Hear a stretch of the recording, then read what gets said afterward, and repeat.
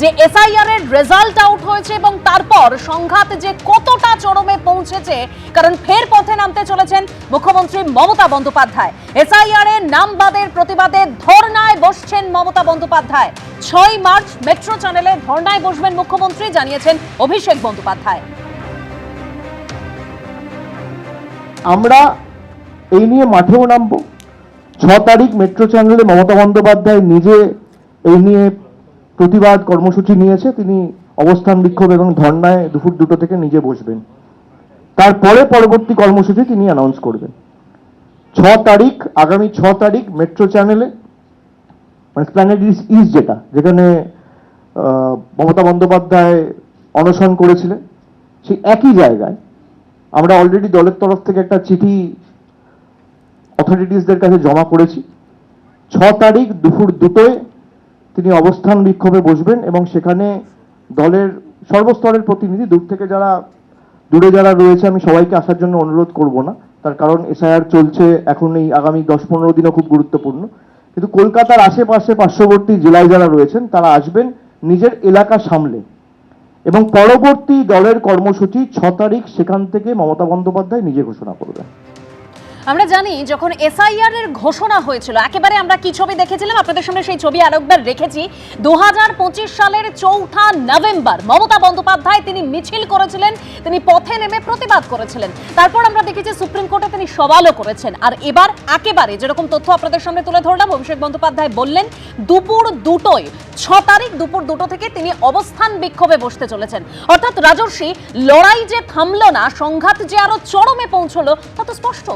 দেখুন, নাম বাদ পড়েছে তৃণমূলপন্থী বিএলওদের জন্য, নাম আমাদের লোকেদেরও বাদ পড়েছে, আমাদের পঞ্চায়েত সদস্যের নাম বাদ পড়েছে। আমি এখন জগদ্দল থেকে আসছি, বাবার নাম আছে, মায়ের নাম আছে, কিন্তু মেয়ের নাম বাদ পড়ে গেছে। তৃণমূলপন্থী বিএলও সংগঠনগুলো তারা আজকে কি কি কাজ করেছে আপনারা তো দেখেইছেন এখানে দাঁড়িয়ে। তো আজকে প্রশ্ন হচ্ছে এটাই, চ্যানেলে আপনারা দেখেছেন xerox form, enumeration form, original form জমা দেওয়া হয়নি, জেরক্স ফর্ম জমা দেওয়া হয়েছে এক একটা জায়গায়। তো তাদের তো নাম বাদ পড়বেই। আজকে এই কাজটা কে করেছে? কাকলি ঘোষ দস্তিদার এমপি তার নিজের পরিবারের ইনকমপ্লিট ডিটেলস ফিল আপ করে জমা দিয়েছেন। চন্দ্র বোস ইনকমপ্লিট ডিটেলস জমা করে ফিল আপ করেছেন। অমর্ত্য সেন বয়সের তার মায়ের সাথে তফাৎ 15 বছরের নিচে, তাই জন্য তার ডাক এসেছে। প্রত্যেকটা clarification election commission on air ক্যামেরার সামনে এসে লিখিতভাবে দিয়ে দিয়েছে। প্রশ্ন হচ্ছে যে নামগুলি বাদ পড়েছে সেখানে দাঁড়িয়ে মমতা বন্দ্যোপাধ্যায় সিএতে ফর্ম ফিল আপ করতে বাধা দিয়েছেন। 2002 সালের পরে পূর্ববঙ্গ থেকে সর্বস্ব হারিয়ে যে সমস্ত হিন্দুরা এসেছেন তাদেরকে ফর্ম ফিল আপ করতে বাধা দিয়েছেন মমতা বন্দ্যোপাধ্যায়। কিছু কারণে তাদের বাদ পড়েছে, তাদেরকে আমরা ফিল আপ করাচ্ছি। তো বারবার বলা হয়েছে যে তারা যথোপযুক্ত নথি জমা দিয়েছেন, কিন্তু সে তারপরেও সেই নামগুলোর কোনো নিষ্পত্তি হয়নি। না, যথোপযুক্ত নাম জমা দেয়নি। যদি দিয়ে থাকে তাহলে পরে মিনিটস অফ দ্য মিটিংয়ে ইলেকশন কমিশনের ওয়েবসাইটের যে লিঙ্কটা গতকালকে দেখবেন, মিনিটস অফ দ্য মিটিং সেখানে আছে। ওই মিনিটস অফ দ্য মিটিংয়ের লিঙ্কে প্রত্যেকটা আলোচনার মিনিটস সেখানে দেওয়া হয়েছে।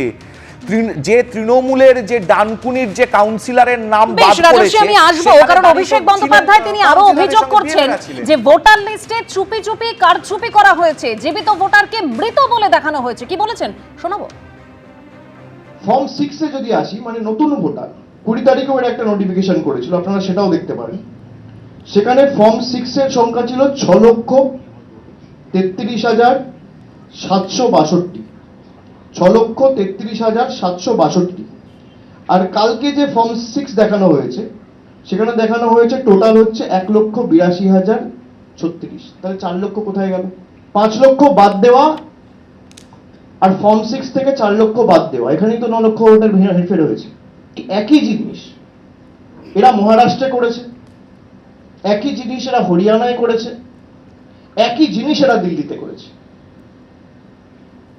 আমি ইলেকশন কমিশনের বাইরে দিল্লিতে বলেছিলাম যে ভোটের চুরি ভোটার লিস্টে হচ্ছে। এই এদের চুরি যদি অন্য রাজনৈতিক দলগুলো আটকাতে পারতো, কোথাও আজকে বিজেপি ক্ষমতায় থাকতো না। এরা মানুষের ম্যান্ডেটে আসেন, কারচুপি করে এসেছে, চুরি করে এসেছে। এই কারণে এসআইআর কে আমরা বলেছিলাম সাইলেন্ট ইনভিজিবল রিগিং, চুপি চুপি ভোটের কারচুপি। আমি এখান থেকে সুব্রত দত্তর কাছে যাব। সুব্রত দা, আপনি শুনলেন একেবারে অভিষেক বন্দ্যোপাধ্যায় বলছেন এই যে কারচুপি, এই যে চুপি চুপি কারচুপি, এটা যদি অন্য রাজনৈতিক দলগুলো আটকাতে পারতো তাহলে এই পরিস্থিতি হতো না।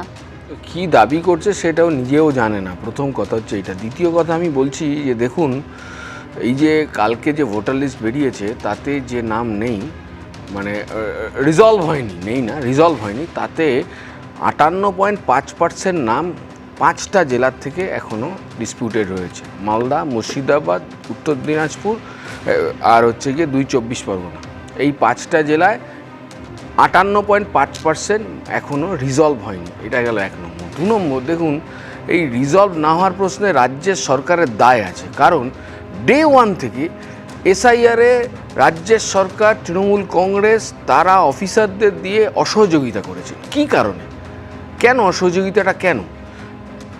আমরা বলছি এই অসহযোগিতার কারণেও হচ্ছে কি কিছু নাম এখনও আমাদের এরকম ধোঁয়াশার মধ্যে আছে। নাম্বার 3, কে জবাব দেবে বলুন তো? নো ম্যাপিংয়ের জন্য যে নাম এখন প্রকাশিত হলো না, নো ম্যাপিংয়ের জন্য 2002-এ হার্ড কপিতে নাম আছে কিন্তু ওর কম্পিউটার সেটা রিসিভ করতে পারলো না, সেই কারণে এখনও নাম প্রকাশিত হলো না। এই যে মানুষগুলোকে একটা আনসার্টেনটির মধ্যে ফেলে দেওয়া, এর দায় নির্বাচন কমিশনের নিতে হবে, এই দায় নির্বাচন কমিশনকেই নিতে হবে। এবং একদম, মানে সুব্রত দা, নির্বাচন কমিশনকে এর দায় নিতে হবে যেরকম আপনি বলছেন, কিন্তু তৃণমূলের তরফে যেটা বারবার বলা হয়, আমরা দেখেছি অভিষেক বন্দ্যোপাধ্যায় দিল্লি পর্যন্ত পৌঁছে গিয়েছিলেন, লজিক্যাল ডিসক্রিপেন্সির তালিকা প্রকাশের জন্য তিনি বারবার বলেছিলেন। তারপরে 58 লক্ষ যে নাম খসড়া তালিকায় বাদ গেছে, সেখানে কতজন রোহিঙ্গার নাম রয়েছে তারও তিনি তালিকা প্রকাশ করতে বলেছিলেন। মমতা বন্দ্যোপাধ্যায় দিল্লি চলে গিয়েছেন, সুপ্রিম কোর্টে সওয়াল করেছেন, সেখান থেকে তো তৃণমূলের প্রশ্ন যে আপনারা শুধু তো মুখে বলে গেছেন, সেই পদক্ষেপ, সেই নজর কাড়া পদক্ষেপটা তো আপনাদের তরফে ছিল না। আসলে প্রশ্ন হচ্ছে নজর কাড়া পদক্ষেপ নিতে হবে, পদক্ষেপ নিতে হবে না, নজর কাড়া পদক্ষেপ নিতে হবে। আচ্ছা, সুপ্রিম কোর্টের মামলায় ওনার এই যে লিস্টে কত নম্বরের নাম আছে? মমতা বন্দ্যোপাধ্যায় 1 নম্বর নাম মুস্তারিফ আহমেদ। প্রশ্ন ওইটা না, ওই নজর কাটতে হবে।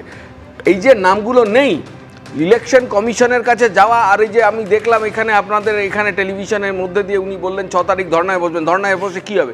বিডিওদের কাছে যেতে হবে, বিডিও অফিসে আমাদের মানুষেরা যাবেন, বামপন্থীরা যাবে, বিডিওদের কাছে নাচরবান্ধা কাজ করতে হবে এখানে।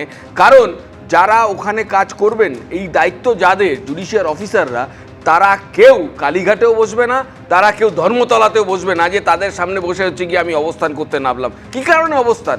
আসলে নজর কাজ, যে শব্দটা আপনি বললেন, কাজের কাজ না, নজর কারা কাজ করো, তার মধ্যে দিয়ে মানুষকে প্রবঞ্চিত করো, এটা হচ্ছে গিয়ে কাজ। দেখুন আমি একটা কথা বলছি, দিল্লিতে গিয়ে নির্বাচন, আচ্ছা এইখানে কাজ হয়, ভোটার লিস্টের কাজ হয় এখানে, সিইও দপ্তর তার দেখভাল করে অন বিহাফ অফ দিল্লি। তাও দিল্লি গিয়ে কি করছে? ফুটেজ খাওয়া, এর বাইরে কি আছে দিল্লি গিয়ে? এবিপি আনন্দ, এগিয়ে থাকে, এগিয়ে রাখে।